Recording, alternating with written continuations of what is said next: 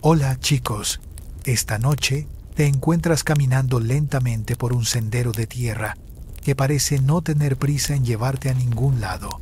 El aire húmedo de la selva maya te envuelve como una manta pesada, con el olor a maíz recién molido flotando desde alguna choza cercana. Ves piedras alineadas en el suelo, tan gastadas que apenas sugieren que fueron colocadas con intención, como si marcaran un orden que tú, pobre visitante moderno con tu celular cargándose en casa, jamás vas a terminar de entender.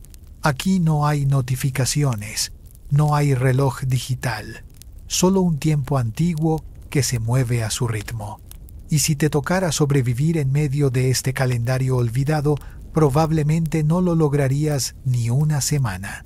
Así que, antes de que te pongas cómodo, tómate un momento para darle me gusta al video y suscribirte, pero solo si de verdad disfrutas lo que hago aquí. Además, cuéntame en los comentarios desde dónde me escuchas y qué hora es allá, porque siempre me intriga imaginar este cuento llegando a miles de camas distintas. Ahora, baja las luces, quizás enciende un ventilador para un suave zumbido de fondo, y adentrémonos en el viaje de esta noche juntos. Avanzas por la aldea y notas que los campesinos mayas no se rigen por tu lunes, martes o miércoles. El calendario que gobierna su vida es una mezcla curiosa de días agrícolas, observación del cielo y tradiciones transmitidas por generaciones. Los arqueólogos suelen decir que existían varios calendarios mayas: el sagrado de 260 días, el solar de 365 y otras combinaciones tan enredadas que parecen inventadas para confundir a cualquier turista. Pero aquí, entre campesinos, lo que importa es saber cuándo sembrar y cuándo esperar la lluvia. El dato histórico general que te sorprende es que estos ciclos agrícolas estaban profundamente ligados al Hab, un calendario solar de 18 meses de 20 días más un extraño mes sin nombre de 5 días adicionales llamado Wayeb. Imagínate el desorden. 360 días que parecen razonables y de pronto 5 días sospechosos, como sobrantes de un pastel mal cortado. Los campesinos los temían porque se consideraban de mala suerte. Y claro, mientras tú piensas en un puente festivo extra, ellos preferían no salir de casa. A tu alrededor, ves a un anciano marcando con un palo en la tierra la posición del sol. No necesita relojes de arena ni un smartwatch con GPS. Solo observa la sombra y murmura algo sobre el inicio del mes pop, que para ti suena a bebida gaseosa. Pero aquí significa renovación. Los historiadores aún discuten si este calendario era usado de manera estricta en las aldeas o si estaba reservado más bien a la élite sacerdotal. Tú, mientras tanto, decides creer que el campesino sabía exactamente cuándo debía plantar su maíz, aunque su explicación sea más críptica que las instrucciones de un mueble de IKEA. Dato curioso: cada mes tenía un nombre peculiar, y muchos eran referencias a dioses o fenómenos naturales. Para un campesino maya, estar en el mes de Kankin podía significar prepararse para cierta fiesta agrícola.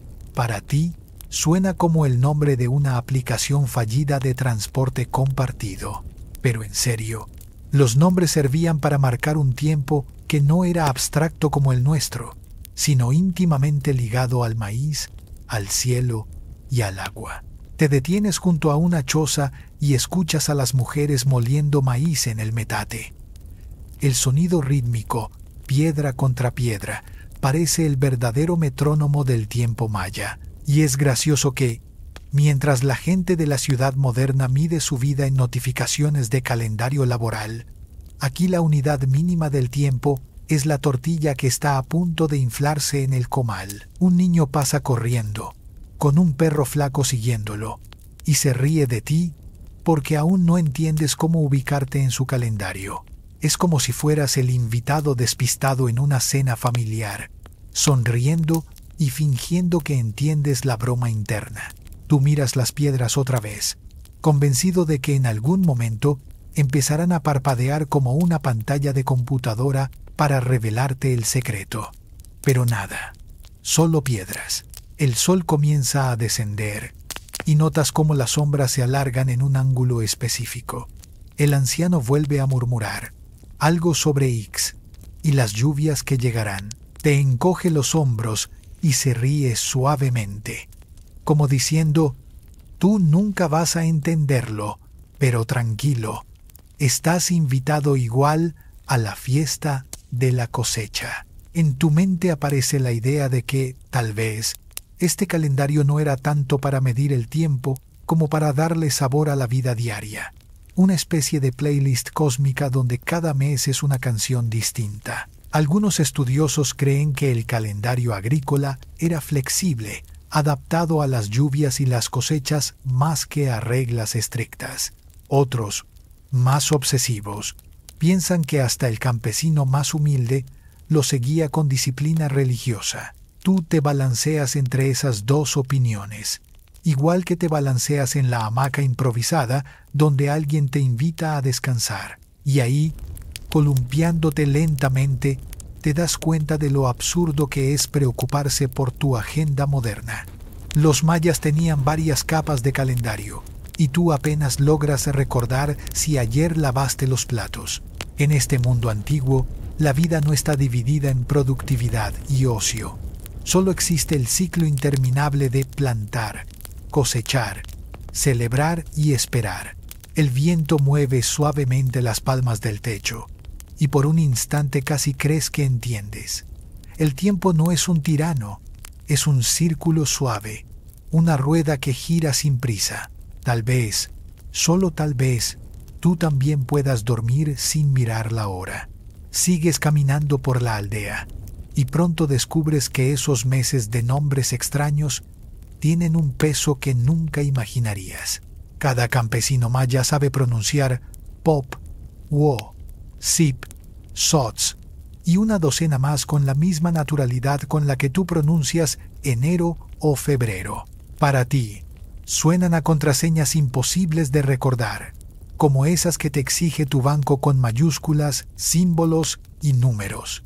Pero aquí, cada sílaba resuena con la cadencia de la tierra y el cielo. El dato histórico que se filtra en tu oído es que el calendario Hab constaba de 18 meses de 20 días, cada uno con su nombre específico. Eso significa que un campesino maya nunca diría «estamos a día 7 de julio», sino «es el 7 de Shul». Y si eso te parece complicado, imagina llevar dos calendarios a la vez, porque al mismo tiempo también existía el Tzolkin de 260 días, usado para asuntos rituales. La vida maya era como manejar dos aplicaciones de calendario al mismo tiempo, una para el trabajo, otra para los cumpleaños familiares, y ninguna se sincroniza del todo. Te sientas en la sombra de una ceiba, ese árbol enorme que parece conectar el cielo con la tierra, y escuchas a un campesino explicar cómo sabe cuándo sembrar. Él no necesita aplicaciones meteorológicas. Levanta la vista, observa el vuelo de las aves, escucha a las ranas en la noche, y luego nombra el mes con una seguridad envidiable. Tú apenas puedes diferenciar entre lluvia ligera y lluvia fuerte en tu pronóstico del tiempo. Un detalle curioso que descubres: algunos de esos meses tenían nombres que evocaban colores, animales o deidades. Por ejemplo, Sots significa murciélago, y aunque a ti te dé escalofríos imaginarlo, para ellos no era una criatura aterradora, sino parte normal del entorno nocturno. Los murciélagos polinizaban plantas y ayudaban a mantener el equilibrio de la selva. Imagina que tu cumpleaños cayese en el mes de los murciélagos.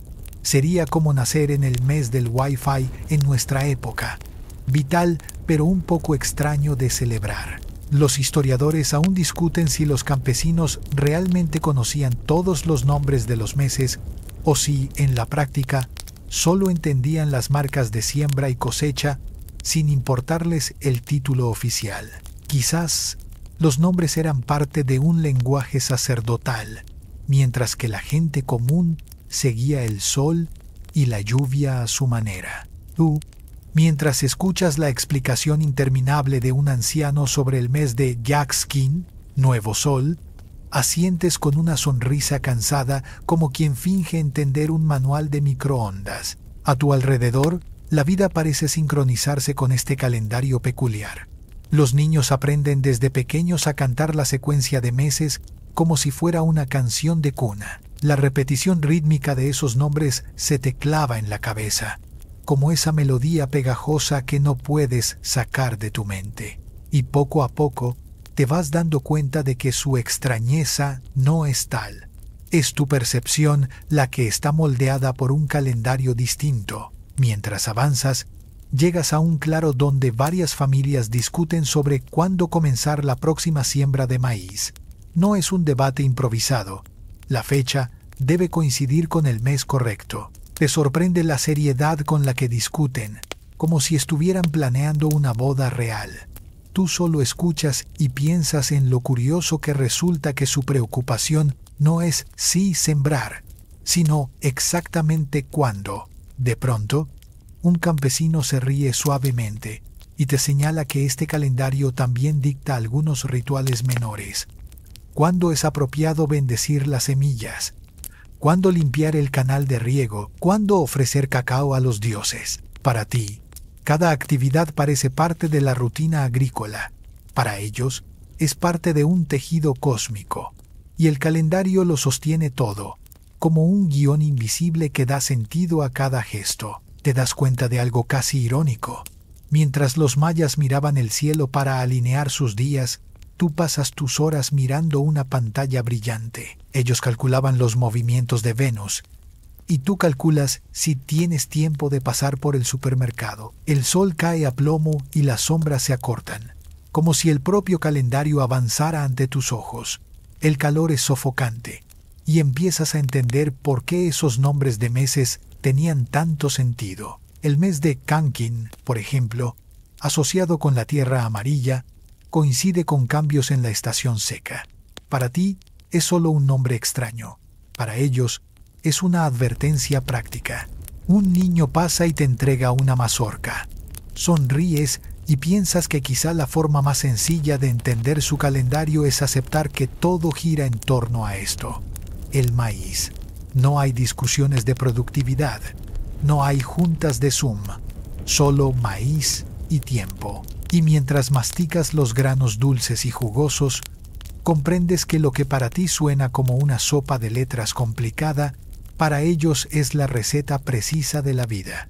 Y justo cuando cierras los ojos, arrullado por el zumbido de los insectos y el murmullo de las hojas, caes en cuenta de que quizás la verdadera magia del calendario maya no estaba en predecir el futuro, sino en darte un presente constante, tan circular como la rueda de una hamaca balanceándose bajo la ceiba. Sigues la música antes de verla. Es un pulso grave, como un corazón de madera bajo tus pies, que te conduce a la plaza donde los campesinos mayas se reúnen para una celebración que se estira sin prisa. El día deja de importar. Importa el mes que marcaste ayer con el anciano, tal vez Yaxkin, tal vez Kankin, y la fiesta de la cosecha te sienta en primera fila. El aire huele a copal y a maíz tostado. El dato histórico general entra por los oídos. Tambores de tronco, caparazones de tortuga convertidos en percusiones, flautas de barro y caracoles que rugen como el mar, conjunto típico de ceremonias agrícolas y súplicas de lluvia. Nada de guitarras, nada de marimba aún. Aquí manda el retumbar paciente de la selva. A tu alrededor cuelgan guirnaldas y sobre una mesa baja reposan mazorcas tiernas, frijoles y cántaros de agua. La comunidad saluda al ciclo que la sostiene. Un anciano te señala vasijas con un líquido dorado. Balché, te susurra. La bebida se hace con corteza, miel y paciencia. No es una llamada a la locura. Es una invitación a serenarse para cantar. El dato curioso: estos tragos rituales no se preparan a capricho, sino en momentos del calendario. La bebida no solo se bebe, se pronuncia. Ensayas el nombre y te sonríen como a quien intenta bailar sin pisar el comal. Tomas un sorbo y sientes un calor discreto, más abrazo que incendio. La música insiste. La danza repite figuras que viste hace 10, 20, quién sabe cuántos minutos. No hay clímax, no hay solo de batería. Hay círculos que se abren y se cierran, palmas que marcan 8 y pausas para que el humo del copal se acomode en tu pelo. El tiempo se estira. Te levantas por agua, vuelves y la canción continúa. Como ese playlist que usas para lavar los platos, solo que aquí los platos son ofrendas de maíz. Piensas que, si tu smartwatch estuviera aquí, juraría que estás en clase de... Detrás del círculo principal, niños imitan a sus mayores con pasos serios y máscaras ligeras. Un campesino te explica que representan espíritus del maíz, animales de monte, lluvias y vientos. No hay terror. Hay cordialidad ceremonial, como si el mundo invisible hubiera aceptado una invitación a cenar. Los historiadores aún discuten si estas mascaradas rurales conservan tradiciones prehispánicas casi intactas, o si se mezclaron pronto con elementos nuevos según la región. A ratos, la fiesta se vuelve práctica. Un grupo se aparta para bendecir semillas guardadas en calabazas secas. Otro revisa canales de riego a la luz de antorchas. Las abuelas acuerdan qué día toca limpiar el comal comunitario. Nada de esto se siente fuera de lugar, porque aquí el calendario no cuelga en la pared. Es un manual de mantenimiento de la vida. Te parece poético y ligeramente intimidante, como abrir un archivo de Excel y ver que las fórmulas se llenan solas. Entre dos piezas llega un silencio breve. Un sacerdote laico, o quizás solo el vecino que mejor canta recuerda el mes y el signo del día. No convence, hace memoria. Dice que el año pasado la lluvia llegó tarde, que el Guayeb fue inquieto y nadie comenzó nada importante. Alguien comenta que este año las ranas cantaron distinto. Los datos aparecen como migas en el mantel. Comprendes que la memoria compartida es el reloj. Si todos recuerdan lo mismo, el tiempo avanza con ellos. Miras al cielo y no ves estrellas, ves humo y la luz de antorchas. Te sorprende que nadie consulte nada fuera de ese círculo luminoso. La certeza de que mañana lloverá no viene de un satélite, sino de la pausa entre dos compases. Es sutil, casi demasiado sutil para tu paciencia urbana. Pero tu respiración ya marcha al ritmo de los tambores. Y ese es el objetivo no declarado: sintonizar cuerpos, igualar latidos, poner a todos a la misma velocidad de siembra. Hay un puesto improvisado y te ofrecen tamales en hoja y una bebida de cacao espesa. El sabor es profundo, sin azúcar bulliciosa. Tiene la amargura amable de algo que conoció el bosque. Preguntas si esta comida también tiene fecha, y te señalan el mes correspondiente, el pequeño ritual, el día propicio. Quisieras apuntarlo, pero el lápiz duerme y tu memoria se acomoda como un jaguar en una rama. La repetición continúa y se transforma. Las mismas figuras, pero entra alguien nuevo. El mismo canto, pero una voz se agrega y otra descansa. Entiendes que la fiesta enseña sin que nadie dé clase. Aprendes a girar sin pisar la ofrenda, a mover la cabeza cuando suena el caracol, a ceder el paso a la abuela que cruza con el incensario. Es coreografía y manual de ciudadanía, todo sin manual. Te preguntas si estas celebraciones fueron idénticas hace siglos. Tal vez sí, tal vez no. Suelos que retienen más agua, cielos que reparten mejor las nubes, caminos con más o menos piedras. Las fiestas, como el maíz, responden a eso. Lo que se repite es la persistencia de la ofrenda, del humo, de la música lenta. En tu cabeza surge una comparación absurda. Es como una actualización de software que nadie anuncia pero todos experimentan. El humo te hace lagrimear y alguien se burla de tu llanto elegante. Te ofrecen agua. Y por un momento tu cerebro moderno exige hielo y vaso de vidrio. Luego bebes del cántaro de barro y sientes el agua fresca como si viniera de una sombra antigua. No sabías que la arcilla podía refrigerar. Y ese truco se instala en tu lista de tecnologías que Amazon no vende. Agradeces con un gesto exagerado.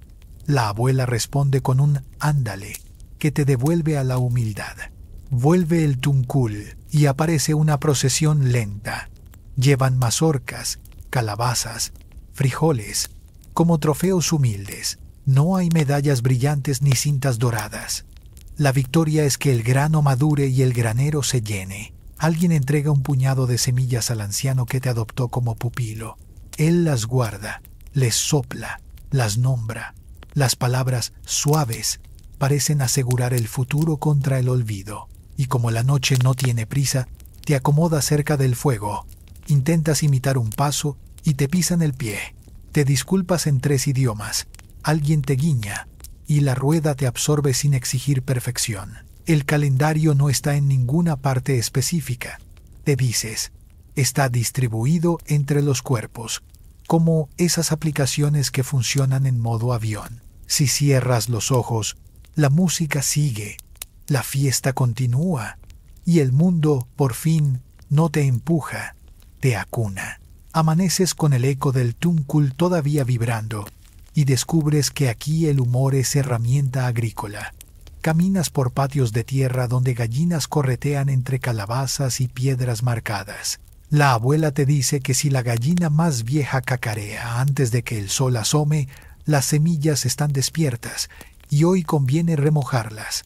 Asientes con gravedad, como quien oye el parte del clima. El dato histórico general te cae encima mientras observas. La milpa maíz, frijol y calabaza organiza la vida rural y el calendario práctico. El maíz se yergue, el frijol trepa y fija nitrógeno. La calabaza cubre el suelo y guarda humedad. Es una coreografía que encaja con los meses del Hab. Unos invitan a preparar, otros a sembrar, otros a agradecer. Te sientan bajo el corredor, sobre un petate, una caja con semillas elegidas, maíz de varios colores, frijoles moteados, pepitas.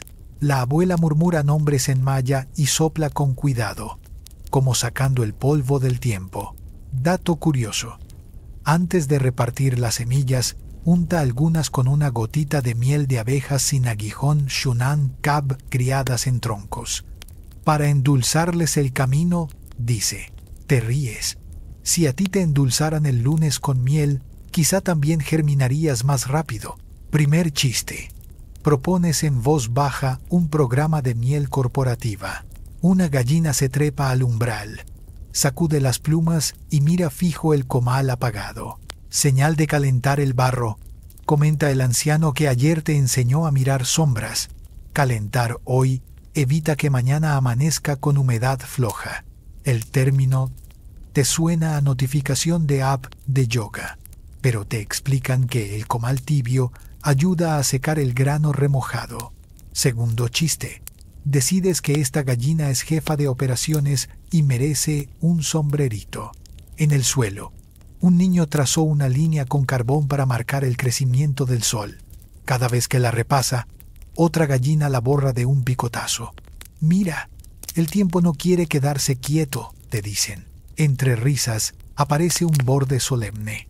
Traen una mazorca madre envuelta en un paño rojo y la colocan en silencio. La abren y separan granos que serán los primeros en tocar la tierra para animar a las demás, explica la abuela. Los historiadores aún discuten si estas primicias de semillas continúan prácticas prehispánicas casi intactas o si se transformaron con el paso de los siglos y los intercambios con vecinos y frailes.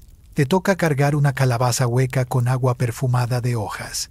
Un gallo canta fuera de horario y todos te miran. Hoy no se mide la parcela grande, dice el anciano. Preguntas por qué y él encoge los hombros.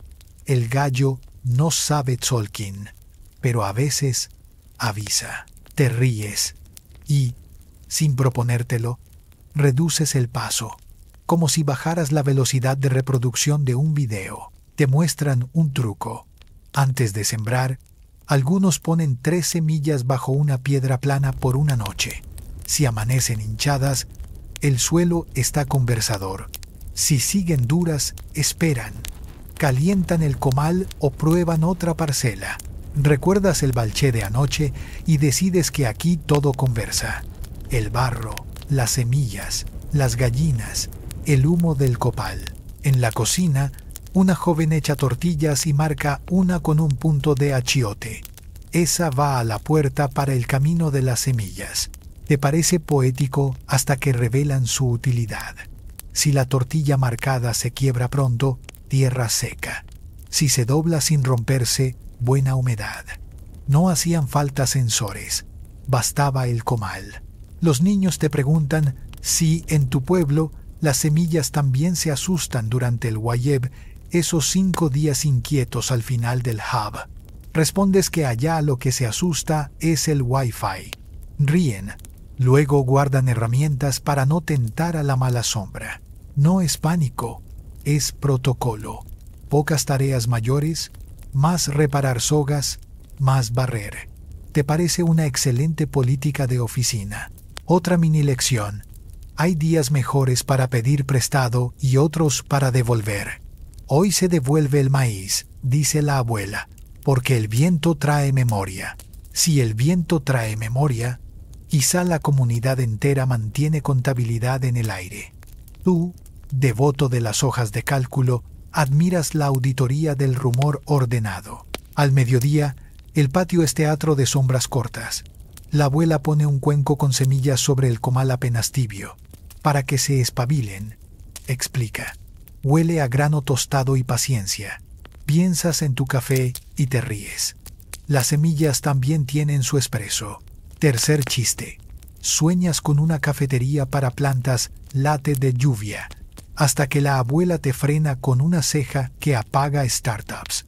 Llega un vecino con una gallina bajo el brazo. Te enseña a pedir permiso a la tierra. Pasa el ave 3 veces sobre un montoncito de semillas y la suelta para que camine. Si va hacia la sombra, esperan. Si va hacia la claridad, adelantan una tarea menor. Nadie se burla. El humor convive con la devoción sin chocar. Buscas al anciano y lo encuentras tallando una varita con marcas que parecen números y a la vez no. Para contar cuántas manos de semilla entran en una hilera, dice. Te deja trazar. Descubres que el cuerpo mide pasos, manos, codos. Tu cinta métrica depende de apps, la de aquí, de experiencia y codos memorables. Mientras el sol baja, desgranan historias y, sí, granos. Te cuentan que una vez una gallina se durmió dentro del granero recién barrido. Al día siguiente repitieron la bendición, porque el sueño se quedó pegado. Te ríes. El calendario es serio. El humor es lubricante. Sin chistes, el ritual sería piedra. Con chistes, rueda. Notas la frontera. Nadie se ríe del maíz, del agua ni de la tierra. Se ríen con la gallina, con la torpeza, con el olvido. La reverencia va para lo que alimenta. Los historiadores aún discuten si, en aldeas así, el repertorio de señales con aves y semillas fue homogéneo en la región o si cada comunidad, con su microclima, elaboró versiones propias que solo comparten la música de fondo, paciencia y observación. Al final, guardan la mazorca madre y apagan el comal. Queda un silencio elástico.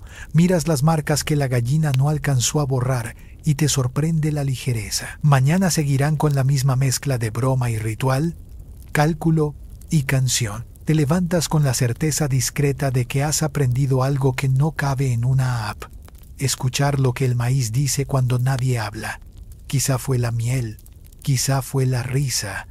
Probablemente fue el calendario hecho vida cotidiana, gallina incluida. El sol sale hoy con una terquedad que desconcierta. Caminas al claro donde el anciano clavó el palo de sombras y encuentras caras fruncidas. El trazo de sombra no coincide con la marca de ayer. La gallina jefa de operaciones, sí, la misma, mira a todos con severidad y no cacarea. Silencio de junta directiva.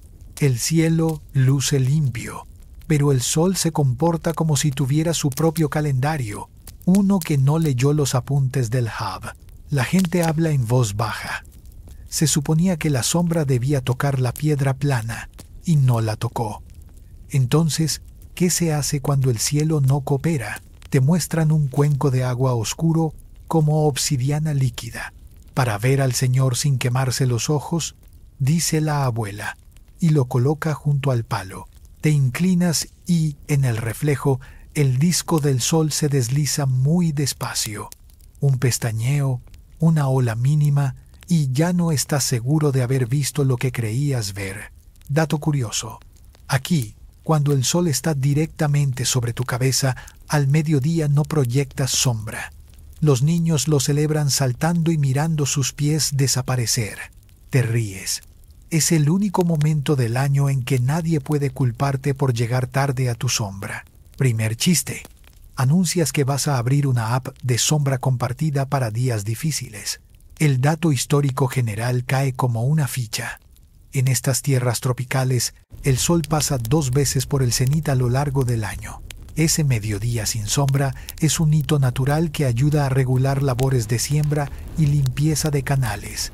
No lo inventa nadie, lo exhibe el cielo. El problema no es el fenómeno, sino su calendario. A veces las nubes lo tapan, a veces la estación se adelanta o se retrasa. A veces el viento, ese contador invisible del que hablaba la abuela, pone todo en modo esperar. Llegan 2 Akinov, los encargados de contar los días, sacerdotes del sol con manos de agricultor, y extienden una tira de corteza pintada con puntos y glifos. No es un códex de museo, es una guía práctica, manchada de humo. Discuten en voz baja el signo del día y la relación entre el Tzolk'in y el Hab. Uno señala el cielo, el otro la tierra. Si hoy no hubo sombra corta, no conviene abrir canal mayor.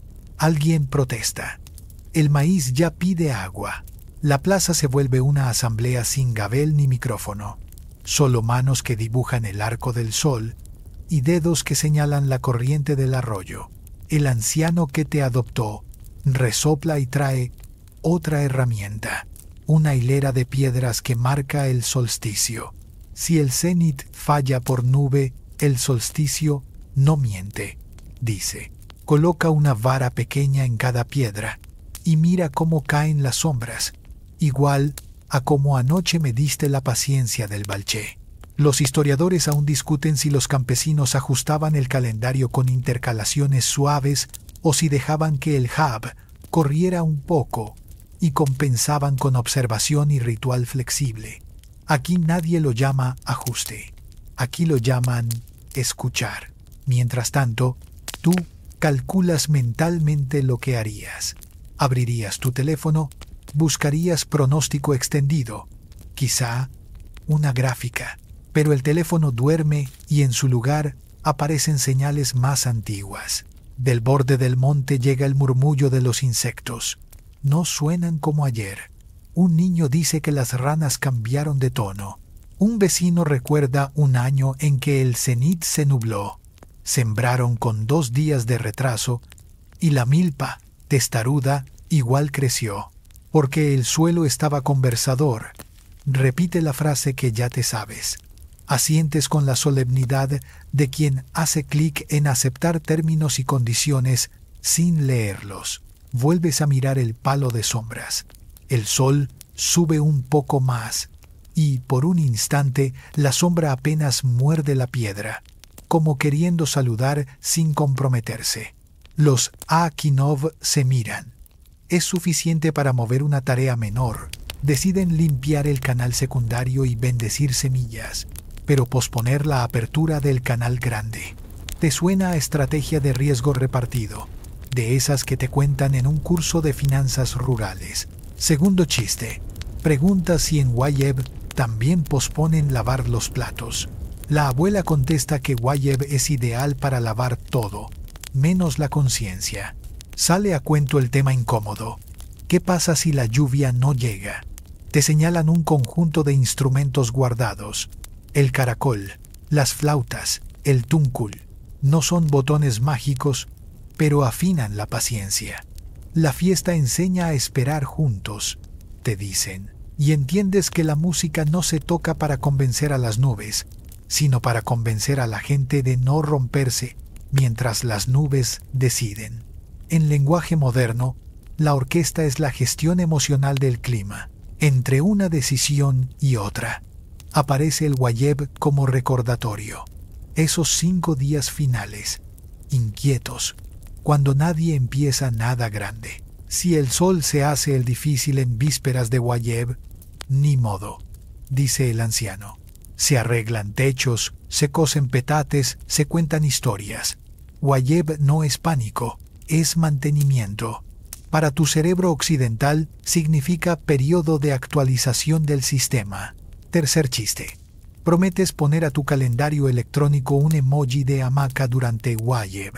A ver si así dejas de agendarte reuniones.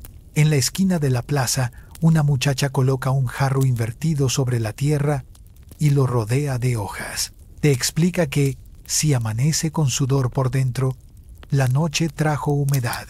Si sigue seco, el suelo pide calma. Es una estación meteorológica de barro y paciencia. Te sorprende que, cuando el sol no ayuda, la comunidad multiplicada se convierte en sensor distribuido.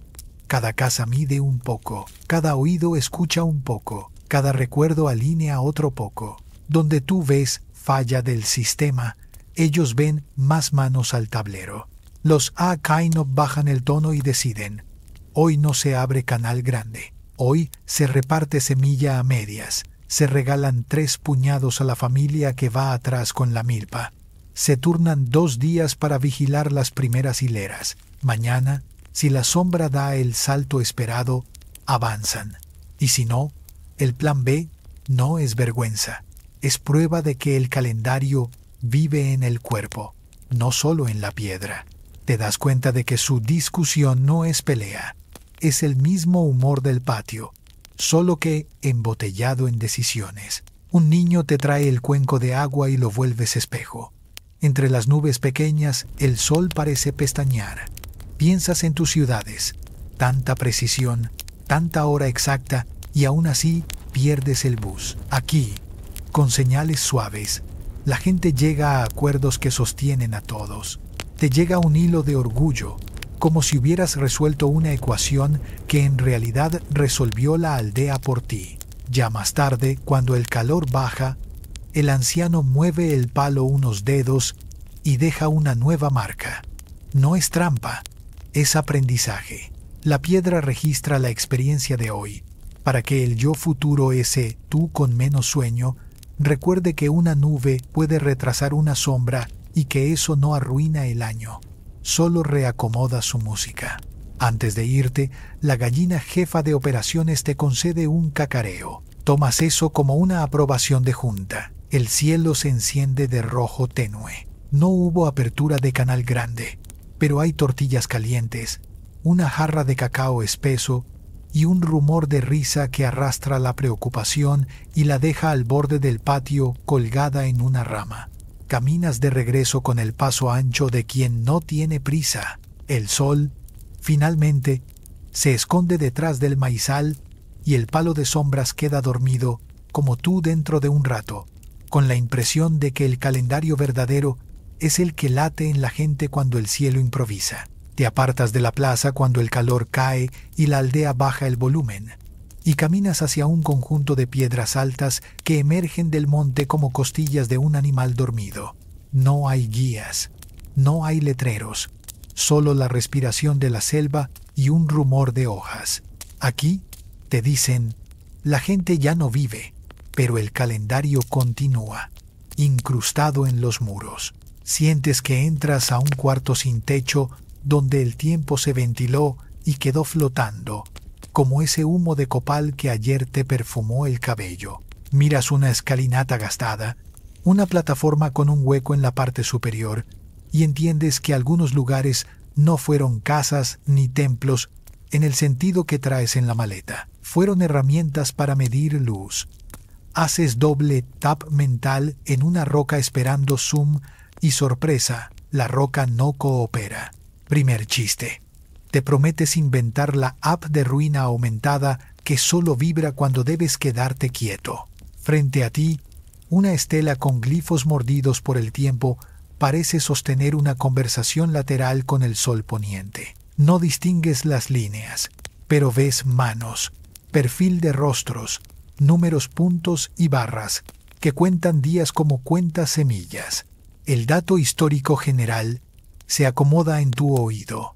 La cuenta larga ordenaba el tiempo en unidades como bactunes, catunes, tunes, uinales y quines, una forma de fechar acontecimientos con precisión que hoy, en museos, todavía leemos con paciencia. Para los campesinos, ese gran engranaje coexistió con los calendarios prácticos Hab y Tzolk'in como si el cielo tuviera una lupa y una lupa dentro. Te gusta imaginar a los Akinov mirando estas piedras y luego mirando el comal, macro y micro, constelaciones y tortillas, la misma economía de atajos. Te asomas a un edificio con ventanas estrechas, entras con respeto y te quedas quieto en la penumbra fresca. Una abertura enmarca una franja de cielo por donde un rayo de sol se cuela. Recorre el muro y muere en una piedra exacta. Alguien te comentó que cuando el sol está ahí, sabemos que el ciclo cambió. No necesitas más explicación. Esa cuña de luz es un dedo que señala el calendario. El dato curioso te hace sonreír. En ciertos edificios, la alineación de puertas y nichos crea pasillos de luz que, en días contados, dibujan flechas o bandas que el ojo entrenado interpreta sin reloj. Es como si la arquitectura hubiera memorizado una coreografía y la ejecutara una vez al año sin necesidad de batería. Sales y, sobre una cornisa, una iguana inmensa te mira como portera del archivo del cielo. Segundo chiste. Declara solemnemente que aquí la jefa de operaciones subcontrata reptiles en vez de gallinas. La iguana pestañea, que es su manera elegante de desestimar tus credenciales. Bajas los ojos y continúas. Las raíces abrazan las piedras. No hay prisa, no hay ira. Hay un trato tácito entre árbol y muro. El calendario, piensas, también se volvió raíz. Tropiezas con un juego de pelota en miniatura. Un patio bajo con marcadores redondeados.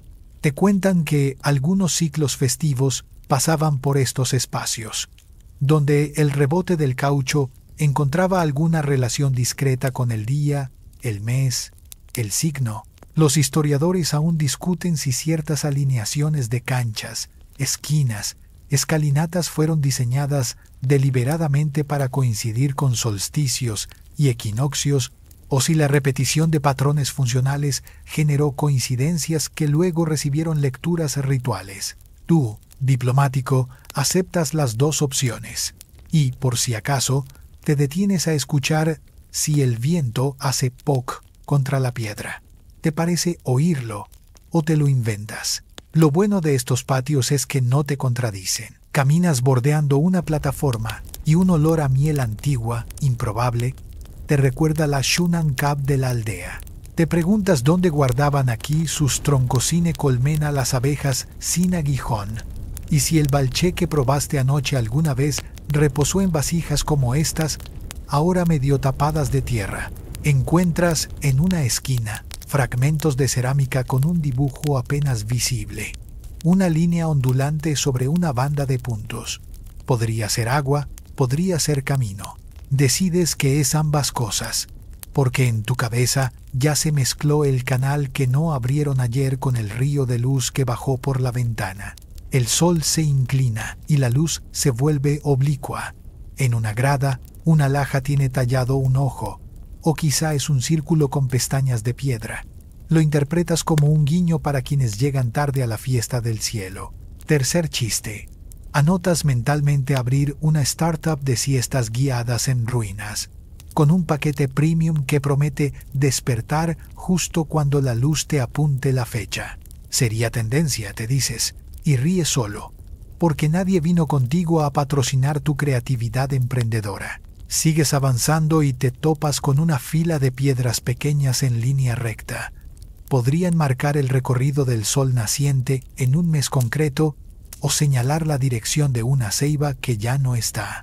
Te arrodillas, Pones la mano encima y sientes el calor acumulado. Piensas en la abuela poniendo semillas sobre el comal tibio para espabilarlas. Aquí, tal vez, espabilaban recuerdos. La aldea vive y se ríe allá abajo. Aquí, en cambio, el tiempo bromea, pero con voz baja.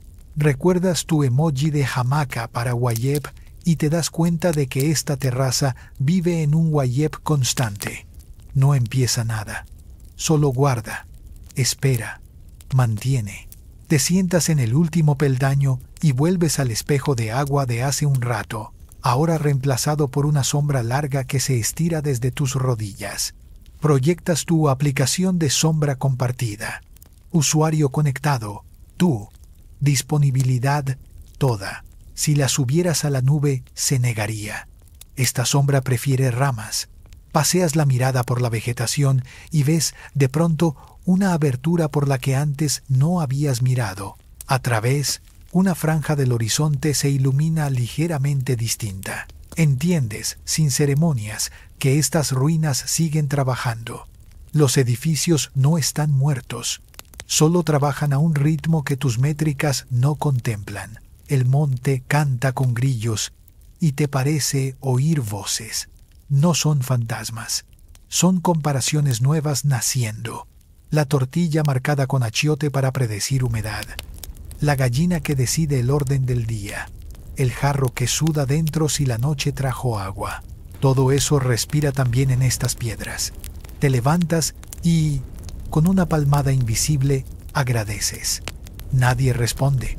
Y sin embargo, sientes de vuelta la cortesía. Te da risa pensar que has aprendido la etiqueta de un club exclusivo del que nadie es dueño. Presentarse sin prisa, dejar que la luz hable, reír cuando una iguana administra la agenda. Te queda una pregunta que te acompaña camino abajo. ¿Cuánto de este calendario sigue en la gente y cuánto se quedó aquí, en el monte?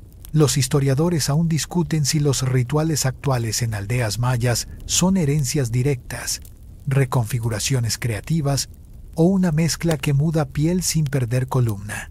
¿Te gusta la idea de una mezcla?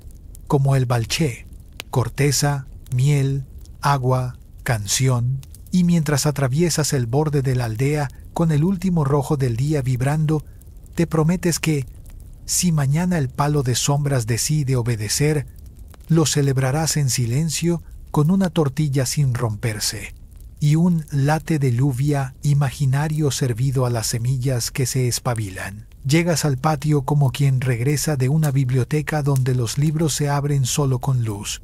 Nadie pregunta dónde estuviste. Todos asumen que fuiste a ver cómo se porta el cielo. Cenas sin ceremonia maíz, frijoles, calabaza y te ríes por dentro. Sí, al final también tú lees el calendario de la milpa. Miras la hamaca, la sombra del palo marcado y la gallina jefa haciendo ronda. Es hora de guardar la cuenta por hoy. El mundo antiguo no se fue. Baja la voz y sigue contando. Piedra adentro. Ahora permite que el paso desacelere, que el aire que entra a tus pulmones llegue más hondo y al salir parezca una brisa que desenreda hilos en la noche, porque ya no necesitas sostener imágenes nítidas, solo dejar que se vuelvan suaves, como telas que cuelgan y oscilan muy despacio, mientras el rumor lejano de la selva y el zumbido tímido del ventilador componen un fondo que no exige nada, y en ese fondo, los nombres de los meses, los pasos de la danza, las sombras que buscaron su piedra, se alejan con educación y te hacen una seña tranquila, como quien apaga una lámpara sin cerrar la puerta del todo.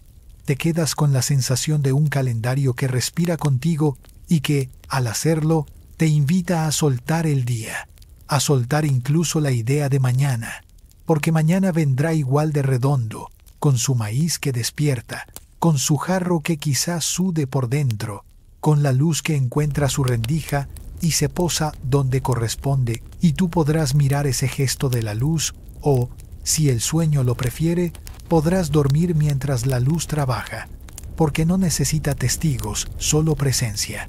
Y tu presencia, ahora, es un cuerpo que se acomoda, que hunde los hombros un poco más en la almohada, que percibe el olor limpio del barro enfriándose y el recuerdo amable de la miel tibia.